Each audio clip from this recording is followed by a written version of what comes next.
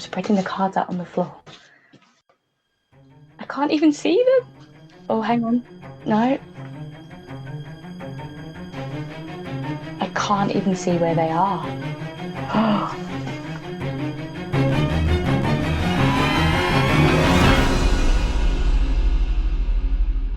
Yes, and many children see them too. About 75% of the world's children today are being born with etheric vision. And when your children talk with people and have daydream playmates, the chances are they are actually speaking to some of these people. Because these angels or angelic forces or nature spirits, as they're often called, will often make themselves seen. And all of a sudden I hear him go, whoa, or, you know, something like that. So I look up, and as I look up, I see this thing. And I said, I've never seen a butterfly like you before. I know that the paranormal is real. Listen. As soon as I spoke to it, it turns around and makes eye contact with me. And then it stands upright. And it was at that moment that I saw it was like an orange light appear above this row of trees. And from this sort of orange light, this thing appeared. Its wings were actually like sycamore leaf shaped. And I started talking to them. I'm like, hi, are y'all the dwarves? And I would hear whispers that would say, hi, yeah, you want to play? And it wasn't just my imagination. And I had told them, I'm like, my dwarves, they like beer, you know? And my dad's like, yeah, sure, your dwarves like beer. And they were holding a conversation, and his beer slid upwards instead of downwards, how the house was tilted. And him and my brothers jumped up. So I stopped calling out Adam, and I'm just kind of, my mind draws a blank, and I stop behind that tree stump. I'm pretty close to it now because I took a few steps forward, and I see this thing.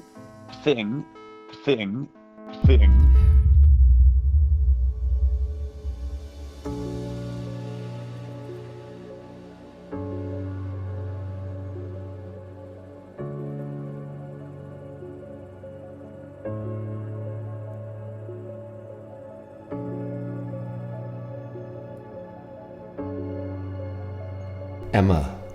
Hello.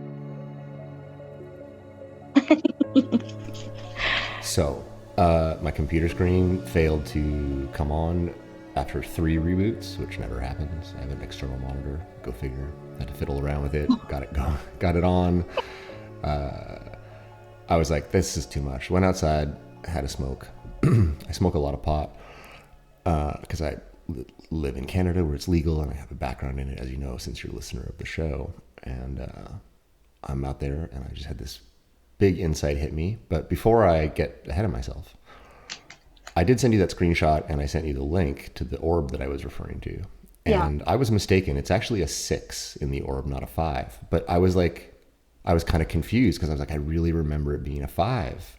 And I even said to you it was a 5 just a second ago. Yeah. But even my comment is it's a 6 to the woman. So isn't that unusual? Because I have a pretty good memory. I mean, you've listened to my show. I can hold down tons of information pretty much, you know? So that's weird to me that I just told you it was a 5, even though it was a 6. But before I went out, I looked briefly at the screenshot that I sent you. Did you get it? Yeah. And I looked at the audio a little bit more closely, and here's what's weird. The first audio is a single one. The second one is 5 times, and the one after is 6 times. And then I was outside having a smoke, and I heard I 5 6. Wow. And before before we started speaking, I do this all the time, like I did it when I spoke with Claire, and now the cards aren't even on the top. Hang on a second, that's really weird. I always draw some oracle cards from a fairy oracle deck that I've got. What do you mean it's not on the top and that's weird? Because I'd put the cards that I'd drawn on the top of the deck, and now they're not on the top of the deck. That is really weird. And luckily I remembered what numbers they were. Where have they gone? Right. So I got, and this is going to blow your mind now because it's blown mine as well. I got, and all I asked was obviously about speaking to you about the podcast tonight, and it's from my fairy oracle deck that I always use, and I got the first card that came up was a number 5. Whoa. The second card that came up was a number 6. Oh my goodness. The third card that came out was a number 11. I mean, I know it's 11, but it's still 1. It's 1-1. 1-1. It's the reflection back. It's the complete. It's the bookend. Whoa.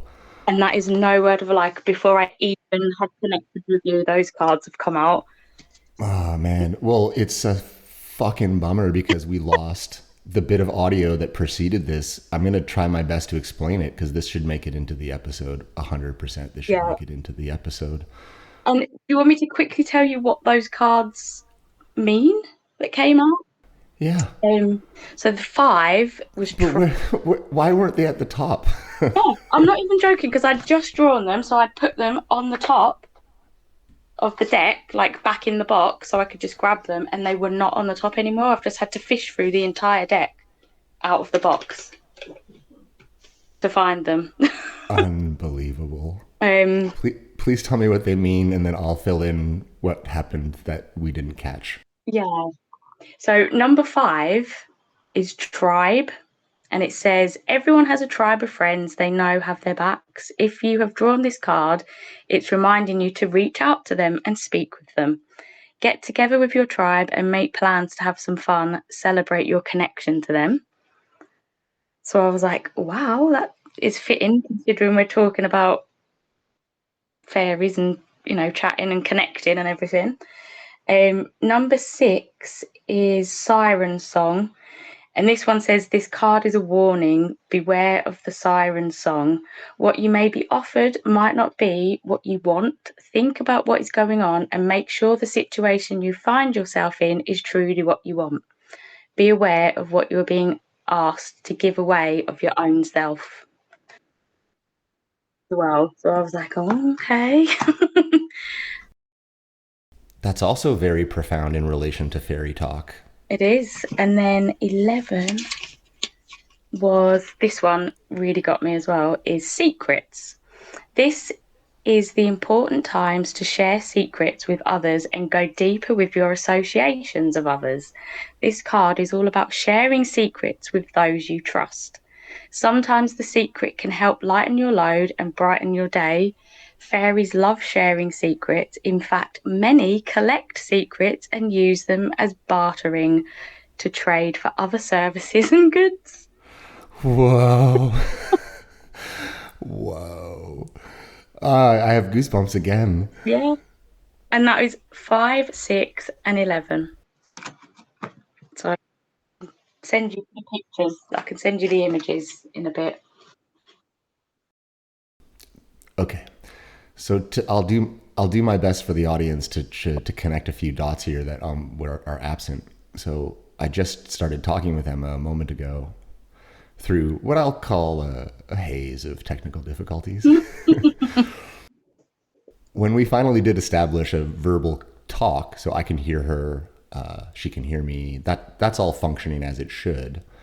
I could not see her waveform. And I have talked about this a number of times on the show where I know that I'm ready to go because I'm just checking everything out. I'm like, yep, there's where she should be recording. There's where I should be recording. It's all working. Upon initiating the call, it stopped working. And then it prompted me to tell Emma this story about the last woman that I interviewed, who's from Australia. And before I go any further, the Fae line up guests for this show. just want to make sure that everybody knows that. And this is another example. I'm fucking sure of it. So the last guest from Australia, I sought this person out because I was like interested in Ron talking about orbs, because I had just re-released Ron's episode, so it sounds better. And I was like, yeah, what are with these orbs? And I started looking for orb photography online. Most of it is crap, honestly. It's just almost like the CIA is intentionally flooding the internet with terrible dust pictures to confuse everybody. But I came across this woman from Australia, and she has incredible photography of orbs, in my opinion.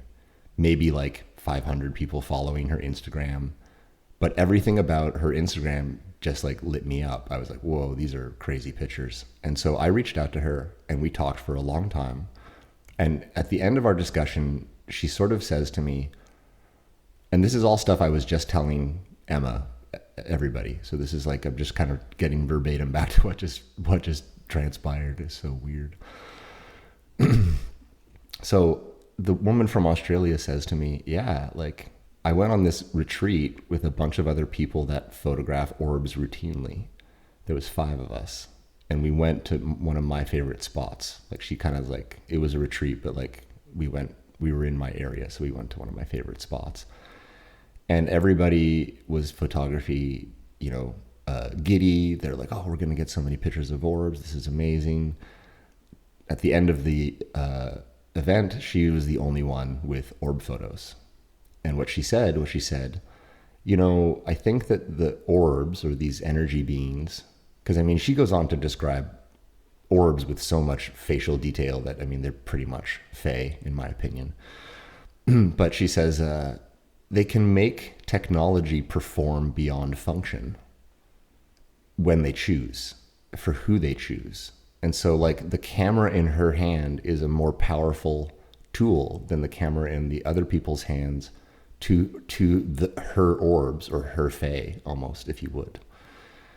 And she said like, yeah, like I started to take my camera elsewhere, thinking like, oh, I'm going to get different orbs at this beach and I'm going to get different orbs on this mountaintop, only to find that most of the orbs were actually associated with her, that she's able to capture photos of.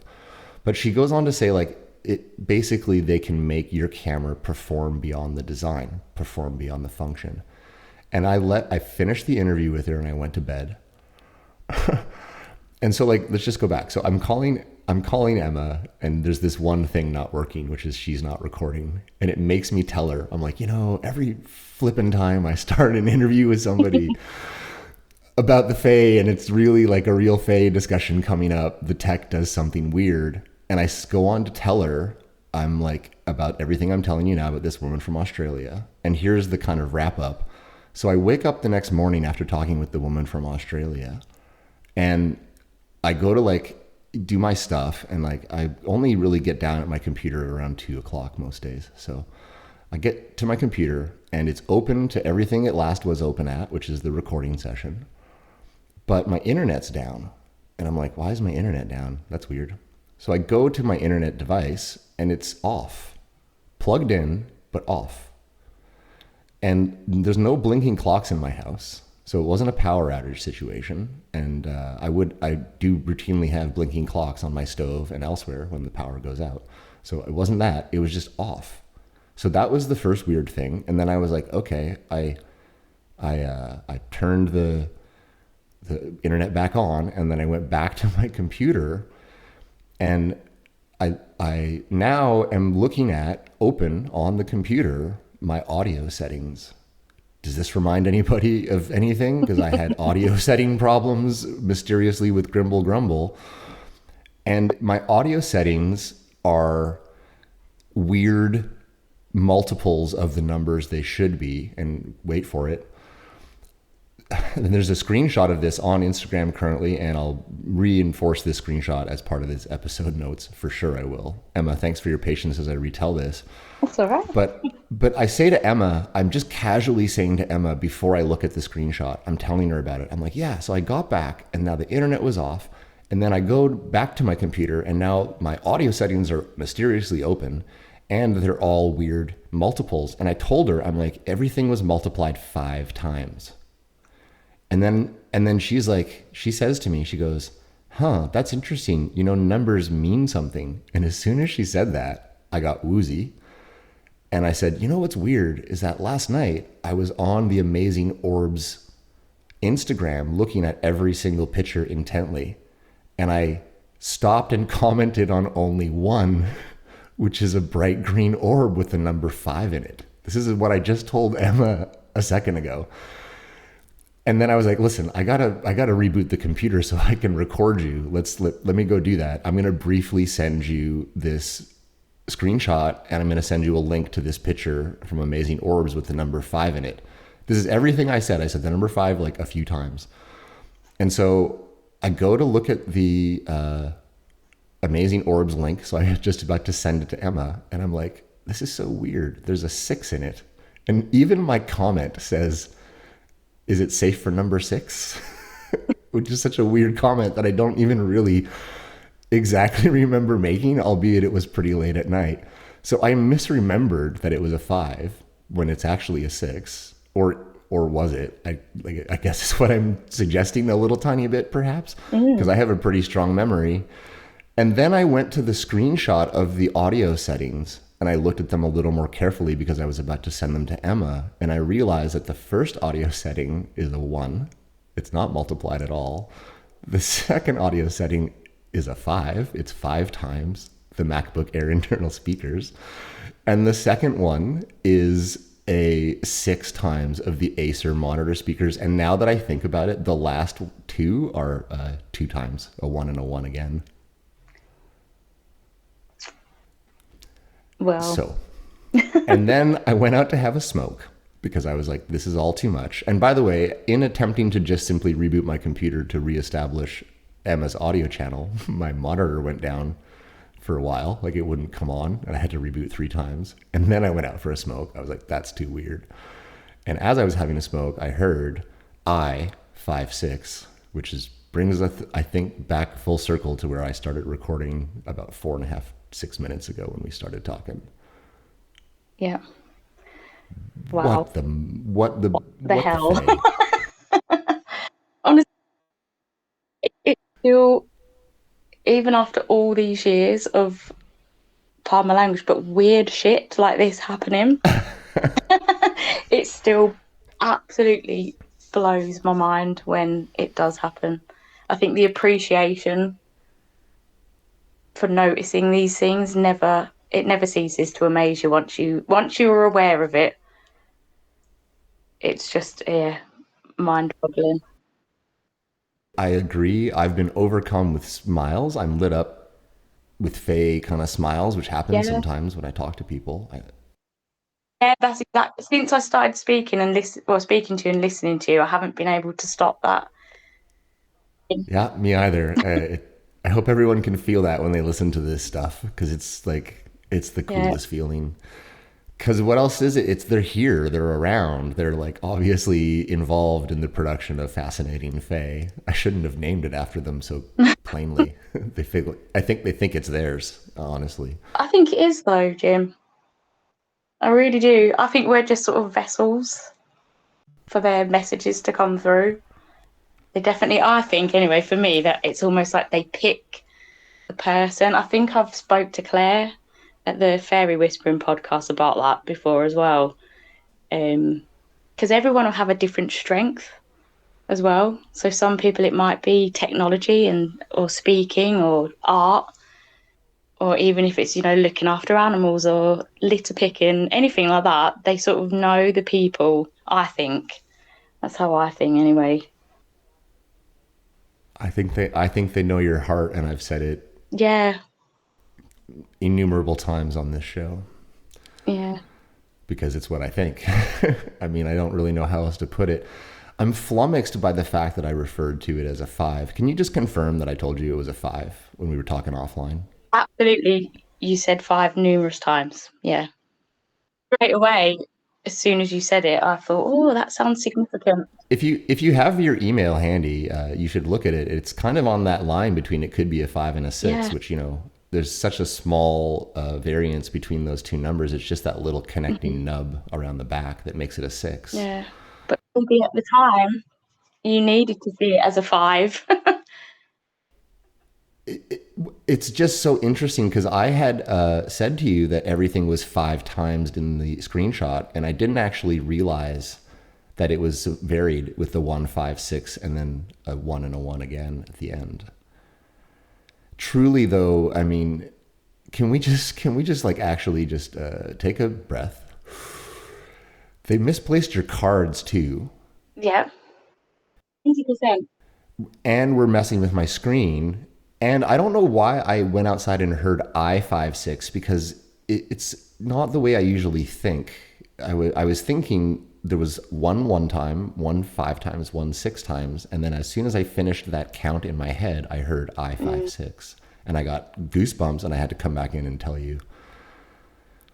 And you said, this is the thing I wanted to mention that you said green is such a fairy color.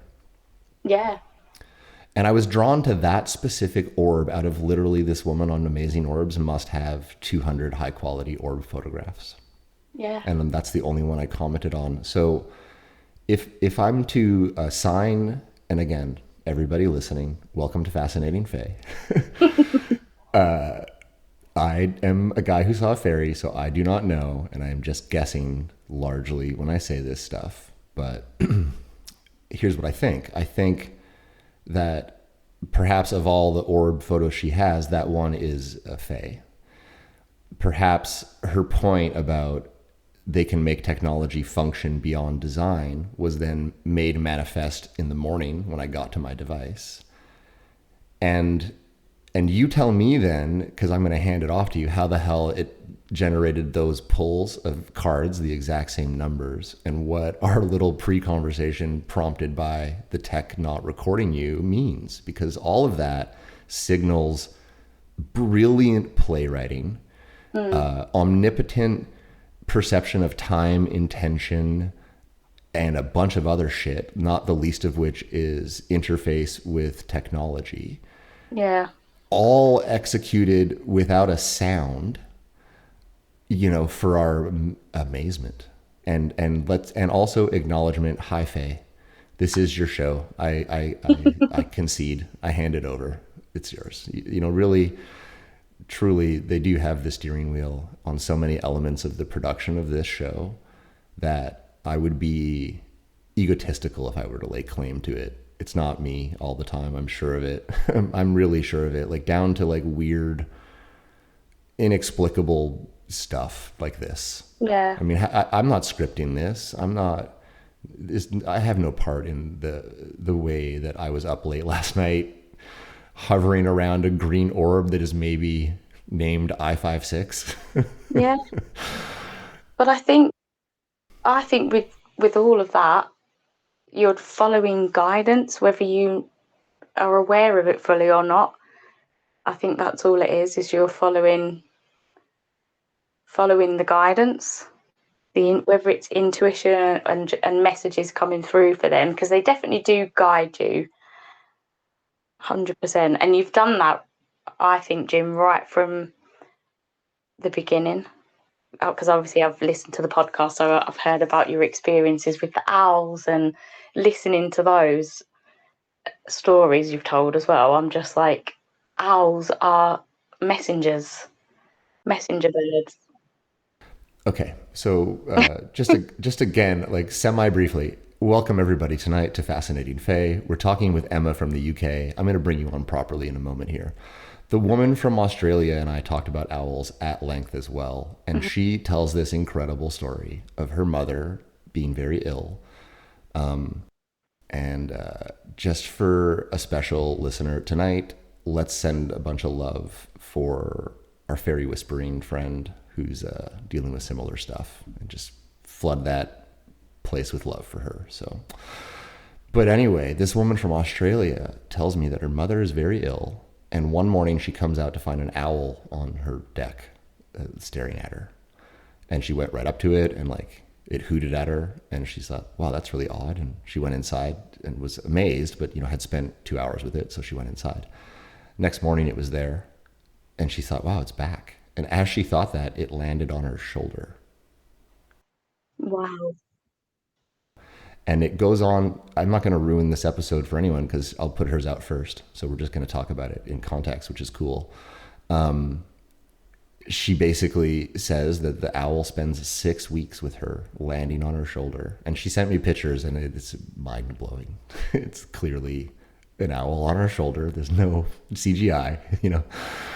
And then the day before her mother passed away, it flew away. Wow. If that's big spirit, I don't know what it is. Well, her mother had been in a more or less unresponsive state during the time that this owl had showed up. Yeah. And then so I mean, you tell me. And I have a story I've never really told on this show. Many people who listen to the show will know that my best friend took his own life, and I put his music at the end of each episode. And I'm going to save the totality of this, but he clearly came back at a really public event as a creature in front of many, many, many people. And I've never really been able to really reconcile that. And it's interesting how much the conversation with the woman from Australia and her insights into that owl gave me perhaps avenue into reconciling what I witnessed that day with DK. He's a big part of the show in his own way too, just like the Fae. There's a lot of things that what's the phrase? Jesus take the wheel, you know? I kind of feel like I have maybe unintentionally or so. Actually, I want to just respond to something you said as it's coming up right now for me about me accepting the guidance. First of all, that's a really nice compliment. And I appreciate you listening so much to my show, Emma. I really do appreciate people listening to this show. And I get, like, honestly, probably for the world of like podcast hosts, I feel like I have extremely engaged and like loving, caring, inquisitive, intelligent listeners, because I get overwhelming amounts of like great correspondence from them, not the least of which was your initial email to me. So thanks for all that. No, thank you. I just yesterday, so just to tie the owl stuff together. So like, I do think that owls are messengers. I also think they're an interdimensional type of bird / fae. Kind of like they have a role between that place, between the two places, which is why I think they're both a daytime and nighttime bird, whereas most birds really don't have any nightlife at all. So there's a lot to be said for just like the fact that the owl exists in a time when other birds don't, as that idea of like what liminal means. But just to kind of tie these thoughts together, and I want to bring you on the show formally here as soon as possible, so everyone listening isn't so totally confused. But finishing the threads of connection. Yesterday, this woman who was the one who spontaneously told me, hey, here's something you want to know. And this is someone I don't really usually talk to. And she told me, the owl is nesting right there. And it turns out that the owl has nested in the lamppost, basically the first lamppost outside my place. There's 2 of them there and 2 juveniles. And every single night they make sound. And when I clicked call to call the woman from Australia, they started hooting and wouldn't shut up. And then they shut up after we started talking. And then I start to mention to her, because remember, I reached out to this woman. She's never heard Fascinating Fae. And so I just start to mention to her, like, I saw an owl the day I saw a fairy in the pre-talk, because I'm trying to make her comfortable with me. And she's like, jumps into this owl talk. As soon as she starts talking about the owls outside my house are losing their minds. They're like, woo, all 4 of them are going hoot, hoot, hoot, hoot, hoot, hoot, hoot. And she's like, are those owls right now? And I'm like, yes, they're all, they've taken up residence, and they hooted when I clicked call to call you. And they're hooting right now when you're talking about your owl. And then the same woman who originally was like, hey, here's something you want to know. Those owls are outside. She came around again yesterday. So this is like the time in between the orb call and you. And she says to me, she goes, do you know about the cave on the other side of the log?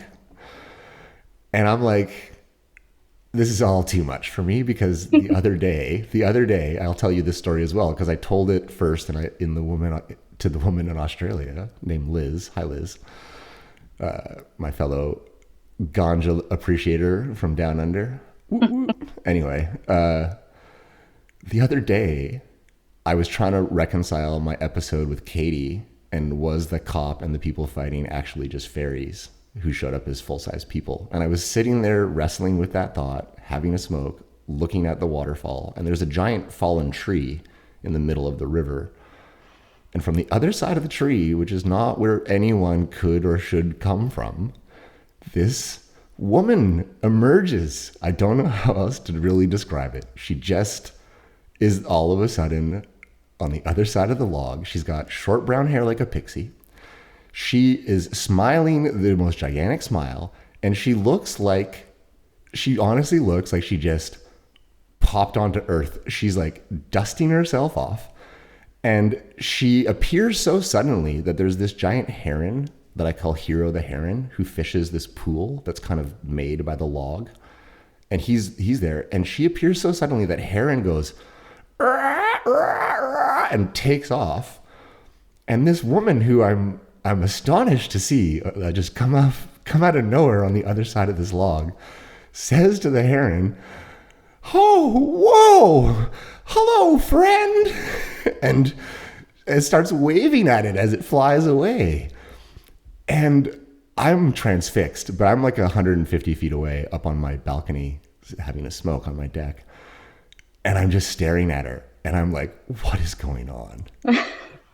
What is even going on? And she's like straddling over this huge tree. And here on the West Coast, I mean, big trees. So this is like not unlike trying to climb over the hood of a parked car or more.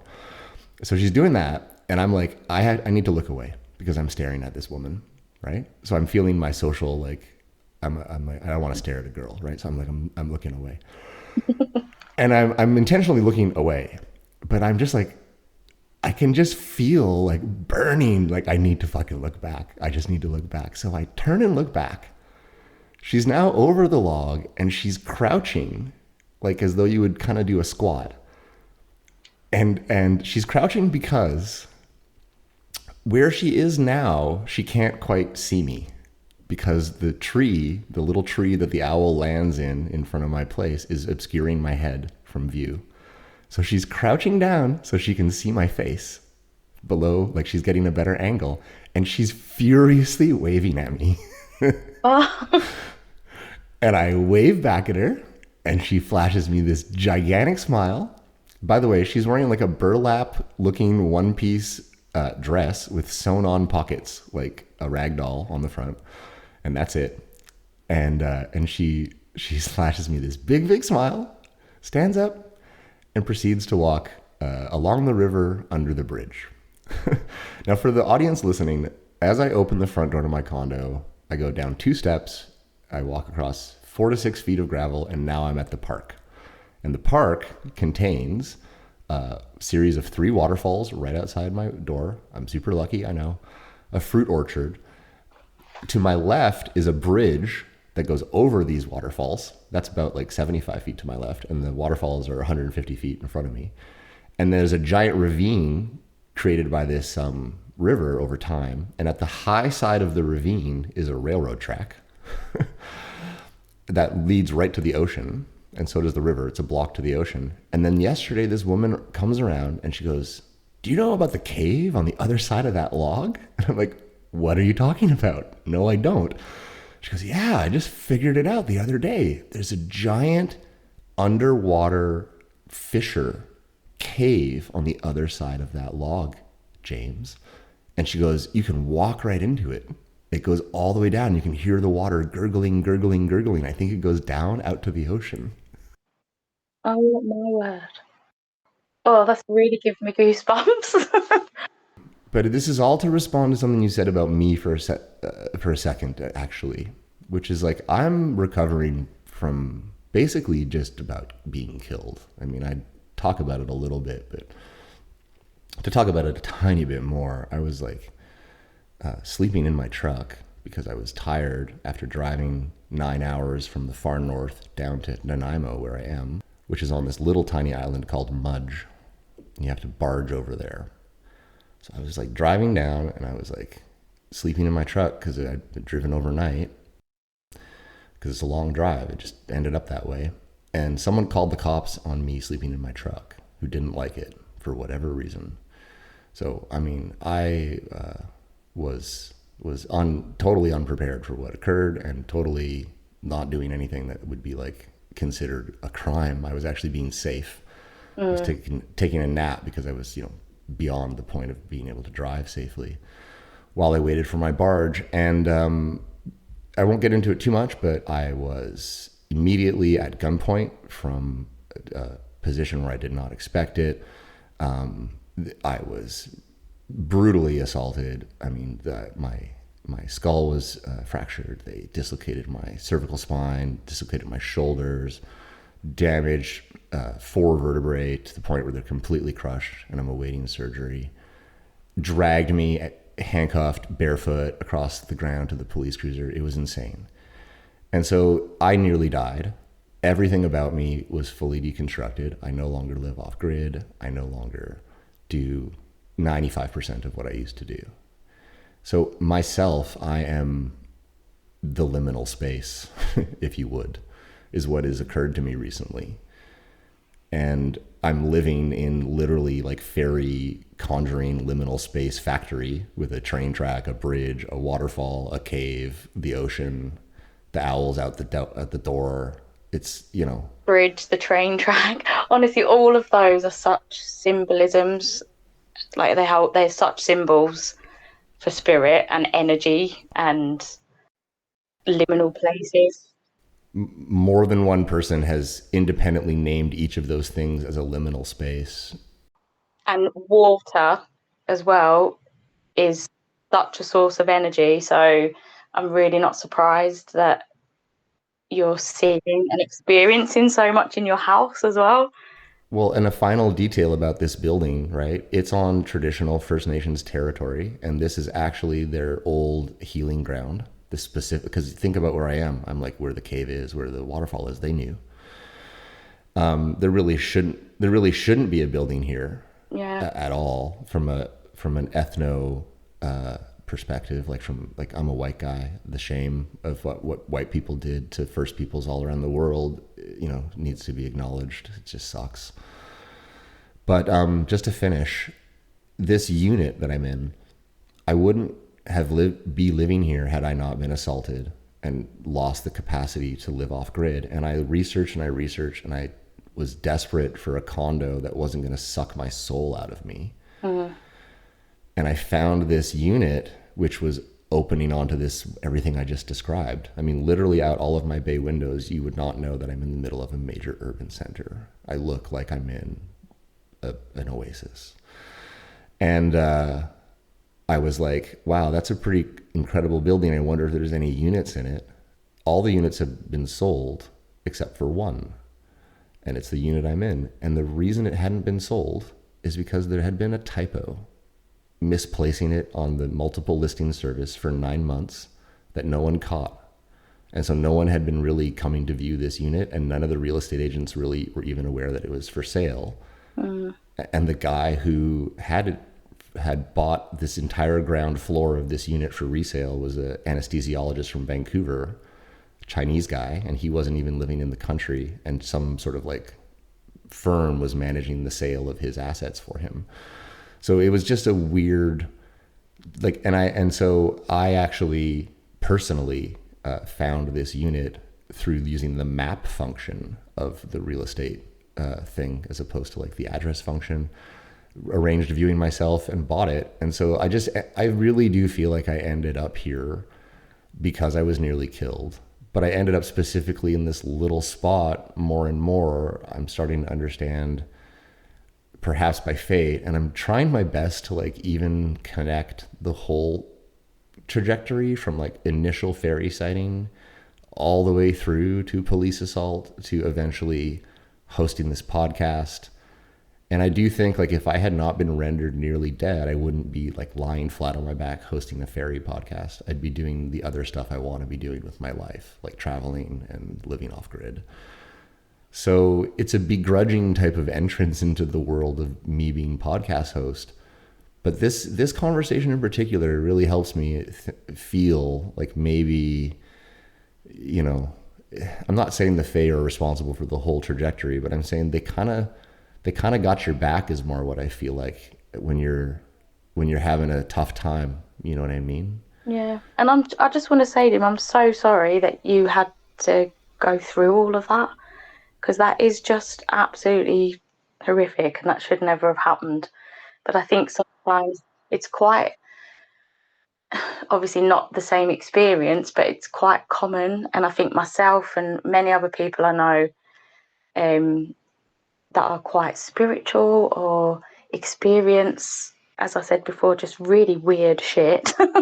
It's almost like sometimes you do go through this phase of like death in a way, or like dark night of the soul. I've heard that kind of thing mentioned before.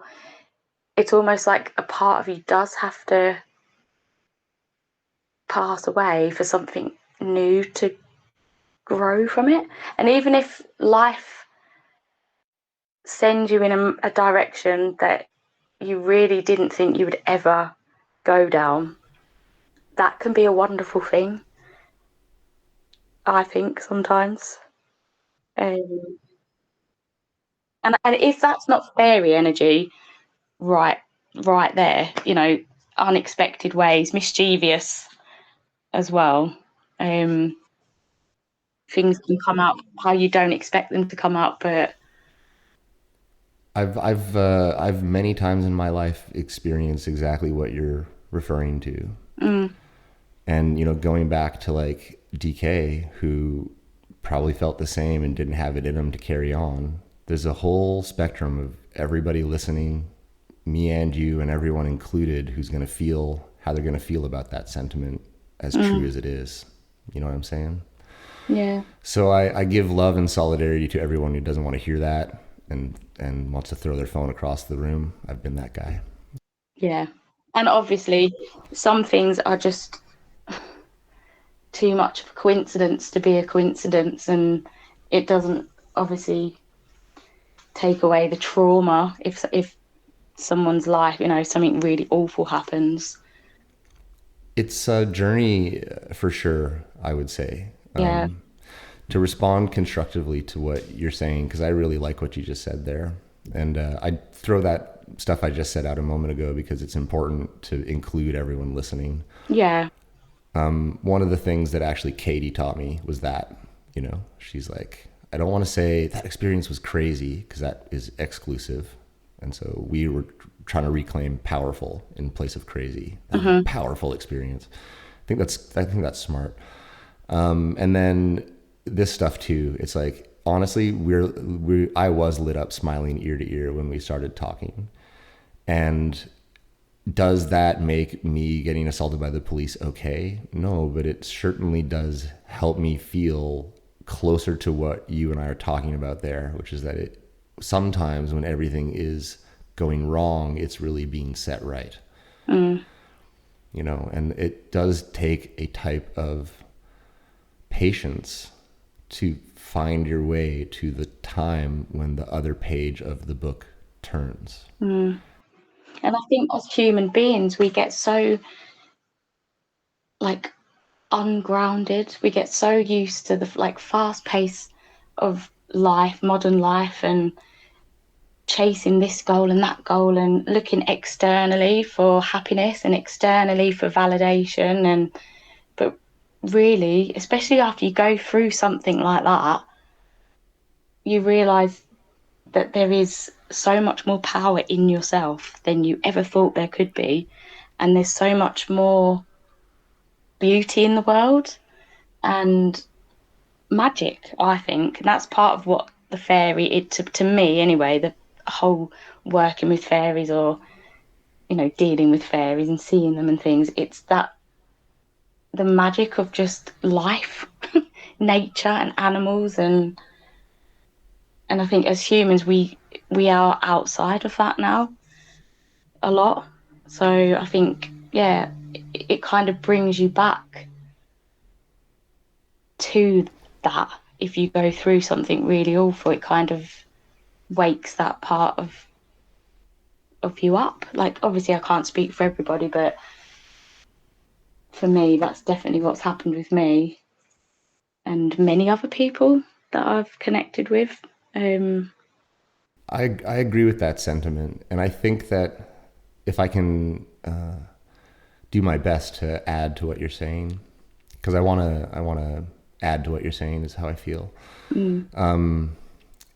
There's a type of acceptance that I have worked through that kind of went like this, like really bad things happen to really good people. It's true. Also, being really good is not an insulator or protector from bad things happening to you. No. Sorry for that, everybody. You know, doesn't mean there's no excuse to be good. Don't get all nihilistic on me. But unfortunately, one of the side benefits of doing good and being good is not a force field against random, terrible shit. Mm-hmm. So there's that. And, you know, you and everybody else listening has an equal chance of finding themselves in that situation through any number of stuff. It can be an unspeakable trauma. Like, really, what happened to me is a crazy fucking major trauma, and I'm all fucked up from it. But you could be raped. You could be in a rollover accident. You could have a child die on the delivery table. Your wife could die on the delivery table. It just, like, I ran cannabis dispensaries, so I saw and know about all this stuff firsthand. And what you're talking about that transformative aspect, I have a more pragmatic approach to it, but I do want to be adding to what you're saying. I encourage everybody who has a problem or has been experiencing problems to reach for that rung, that bottom rung on the ladder. What Emma is saying is true, and I'm a living example of that. I wasn't a multimillionaire before I was in 7 major motor vehicle accidents and a nearly dead opioid and benzodiazepine addict. And all that shit made me open cannabis dispensaries. And then, you know, fast forward to today, I'm comfortably retired and I can have this cool story about my art boat to talk about amongst many other amazing things in my life. So she's right. But with like DK, who's a good living example for me, not to bum everybody out with my dead best friend, but if I could have said one thing to him, and we did talk like the day before he killed himself. I'm really grateful for that because we always used to tell each other that we loved each other, and we did before we finished talking that day. But if I could just have told him one more thing, if I could really known what he was going through, would be exactly what you're saying, that this is a magical place. It's also what I'm saying, which is to just find that patience to honestly, even if it just means that all you did today was brush your teeth and nothing else productive happened, find that patience to get through to when the other page of the book turns and you maybe, for instance, inexplicably find yourself hosting a really cool fairy podcast, which is to bring everything full circle, you know, kind of what we're talking about here. And honestly, thanks for like the in-depth feelings and exploration of this for me too, because it helps me to talk to you about this. It helps to share a little bit more about what happened. And, you know, I've seen it all at the counter of my dispensary, truly. I mean, I like just everything. I won't keep listing stuff. And there's a division in the population between those that are allowed to dream and allowed to have the freedom and courage to rebuild like we're talking about, and those that don't. And it doesn't exactly fall on lines that you might expect because, you know, DK came from a great home, lots of options in education. He wasn't stressed out financially or anything like that. He just was unwell about how we humans were treating the world. Yeah. Along with his other anxieties and depressions, which were being untreated. In my case, I've wanted to off myself because, man, the pain, the crazy everyday experience of just living in agony can make you call your doctor up to say, hey, do I qualify for doctor-assisted suicide if this pain never stops? Which in Canada you do. And then, you know, like I opened that door and I like closed it afterwards. And I'm like, no, I'm going to keep waiting, you know, and I am getting better. It's taking me way longer than I would expect because in part I'm middle-aged, I'm 45, you know, my recovery isn't like that of a 20-year-old, but I am getting better. And even this show and these discussions are all things that my deeply traumatized self, because this happened about 2.5 years ago now. So if you're talking to me 2 years ago, or even a year ago, or honestly, even maybe 6 months ago, which is when I just finally stopped drinking again, because I had been sober for 5 years, and then after the assault, that got all fucked up. So, you know, even me 6 months ago would have not expected the degree of healing that I'm experiencing. And I think that this show is part of that healing for me. When I get those Fae lit up hits like we did at the top, it feels like I'm getting energy work or something. It does. And when I get those nice messages from people and I realize other people are listening and there's mutual joy and curiosity around this project flourishing, I wake up some mornings and I'm thinking about the cool edit I want to do on this show, not about the cop ripping my shoulder out of my fucking joint, you know? Yeah. And it's a really subtle transition to realize, hey, I'm not waking up, like I'm in the same amount of pain, but I'm not waking up thinking about that fucking assault to the same degree these days anymore. A lot of times I'm thinking about this show, or I'm up late working on this show, and I'm having like that true kind of stoked, inspired feeling that I think any kind of artist or person who's stoked on something that they're working on gets. So, you know, like honestly, when we pulled that stuff off the top of the episode with the 156 and your cards and where did your cards go, and like, I can't think of a more magical or more healing experience to keep doing this every week, because it feels like every time I host a show, it's something amazing. Yeah, and that's it. Like, and I've had experiences in my life that have just been so horrible and traumatic. It's taken me years and years. I don't want to say to get over it, because for me, I don't think you get over it, but it's almost like the experience doesn't have the same emotion anymore. It's almost like you can think about it as if it's happened to somebody else eventually.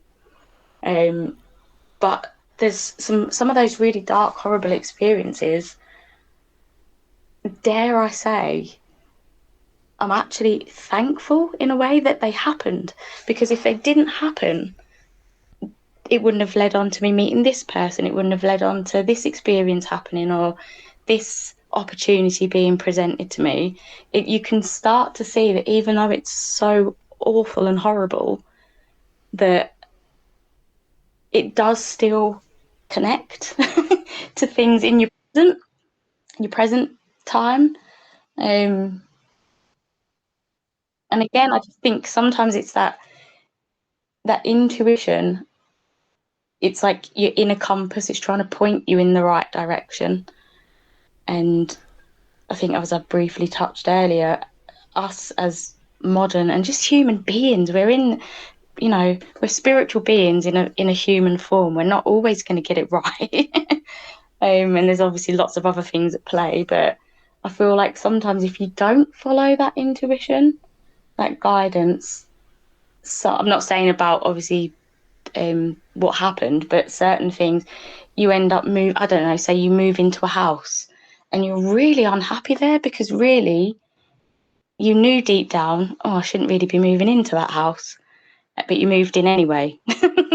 And then nothing's right in the house and you're unhappy there.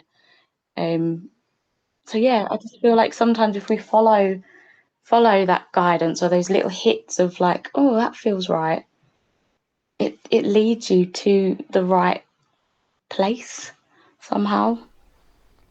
You know, you're bringing up like very valuable things for a lot of people listening. I'm sure of it, because one of the things I get as podcast host is like maybe a little bit more insight into how the listener's feeling or doing. a lot of the time.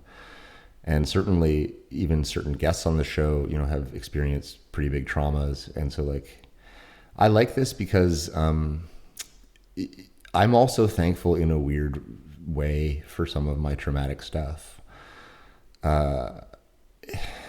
As odd as that sounds, and I'm right there with you. Yeah, and Jim, I just want to say sorry to cut you off, but I'm not saying that like in a light-hearted way, because I know that not everything and not everyone changes. You know, not everyone can do that, and I'm not obviously taking that away from anybody. Life and, like I said, being in this human experience, it's bloody hard and heavy sometimes, and yeah, it doesn't always pan out that way, does it? You know, Emma, I didn't think that you were doing it in a lighthearted way whatsoever.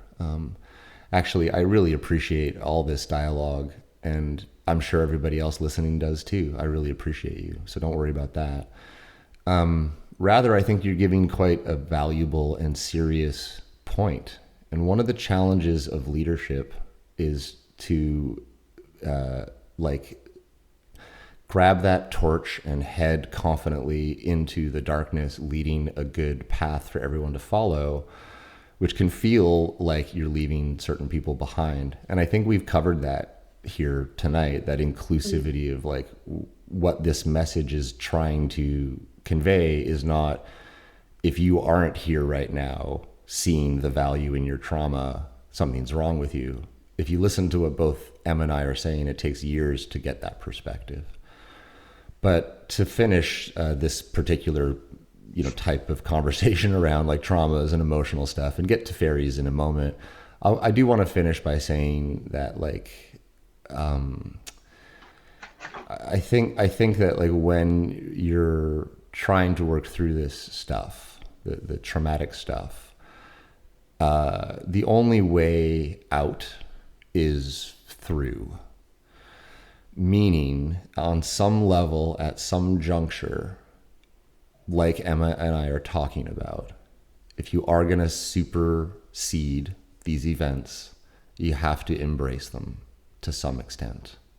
And I talk about this with William, and I talk about this actually, I think, a little bit with Albert, where I say that at the end of the day, I started my healing most when I was able to accept responsibility for everything that's happened to me.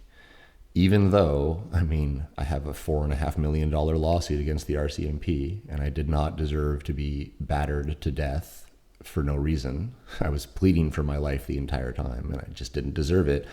It's still, it taking ownership over the fact that, hey, I did sleep in my truck. Hey, I did drive late that night instead of, say, breaking it up and being in a motel. Like I'm right to have not deserved that experience, but I have to heal by first taking responsibility.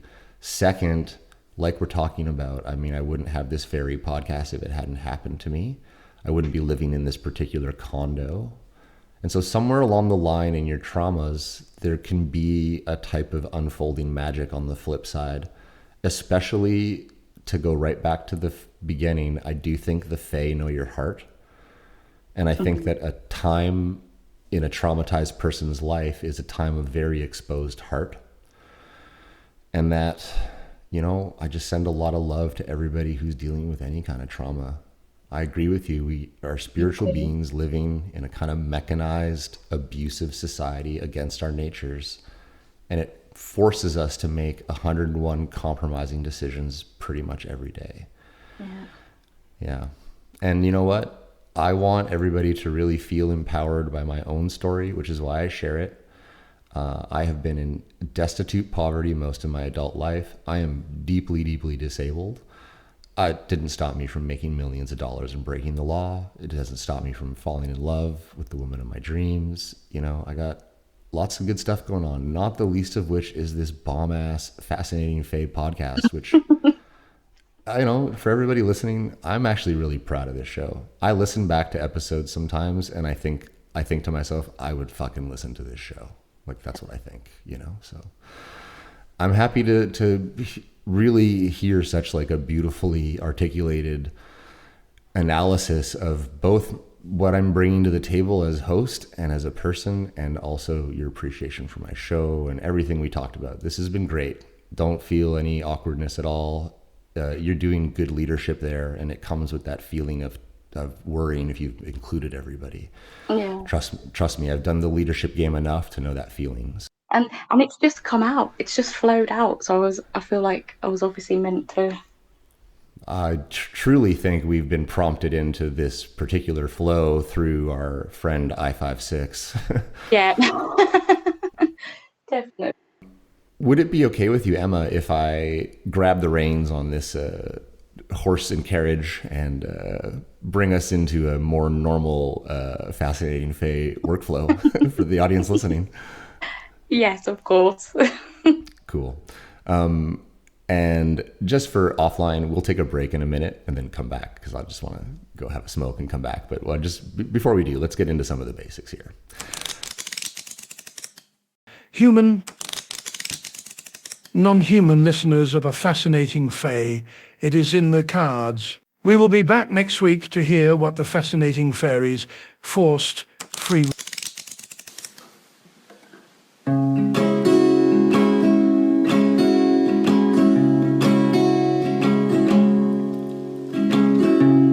Daylight dawns, the world is waking, and we are breaking time, is tumbling on again. Haunted by our own biology, commanded by technology, we're gliding to the end. And the power lies in possession of a few, and the rest of us, we don't have a clue. We were born without a name,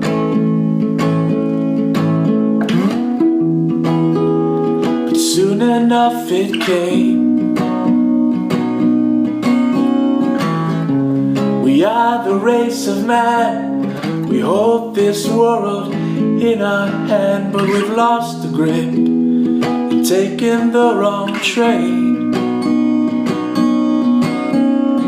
Instinct leads us to expand and leave our scars in every land. There's no return and no one to explain.